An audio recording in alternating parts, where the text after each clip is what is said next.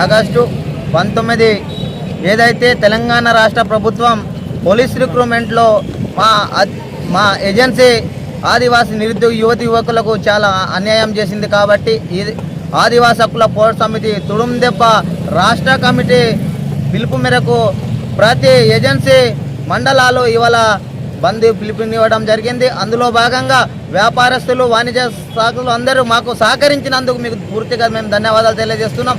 ఎందుకంటే ఇప్పటికే ఆదివాసులు మేము చాలా వెనుకబడి ఉన్నాం. కాబట్టి ఏదైతే 1988లో 199 జీవో ఏదైతే మాకు అమలులో ఉన్నదో అలాంటి జియోని ఈ పోలీస్ రిక్రూట్మెంట్ ద్వారా మేము ఈ 26లో మేము రిక్రూట్మెంట్ చాలా అన్యాయం జరిగింది. కాబట్టి నాట్ ఓన్లీ పోలీస్ రిక్రూట్మెంట్ ఏదైతే మా ఏజెన్సీ ప్రాంతంలో ఉన్నటువంటి 29 శాఖలు ఉన్నాయో రాను రోజుల్లో మా ఆదివాసులకు ముంచెలని చూస్తున్నటువంటి తెలంగాణ రాష్ట్ర ప్రభుత్వాన్ని మేము హెచ్చరిస్తున్నాం. మీకు రాబోయే రోజులలో మీకు మా నిరుద్యోగుల పక్షాన మేము మా గలం ఏమిప్పాలో అది మేము తెలియజేస్తున్నాం. అదేవిధంగా ప్రస్తుతం ఉన్నటువంటి మా ఆదివాసులు ఉన్నటువంటి కీలక పదవులు ఉన్నటువంటి సీతక్క గారు మీరు మంత్రిగా ఉన్నారు. కాబట్టి మీరు కూడా మీ ప్రభుత్వాల్లో మీరు ఒక సలహాదారులు ఉన్నారు. కాబట్టి మీరు తప్పకుండా మా సమస్యలు ఏవైతే ఉన్నాయో వాటికి మా తెలంగాణ రాష్ట్ర ముఖ్యమంత్రి వరకు మీరు చొరవ తీసుకోవాలని ఈరోజు మేము ఆదిలాబాద్ గడ్డ నుంచి మీకు హెచ్చరిస్తున్నాం.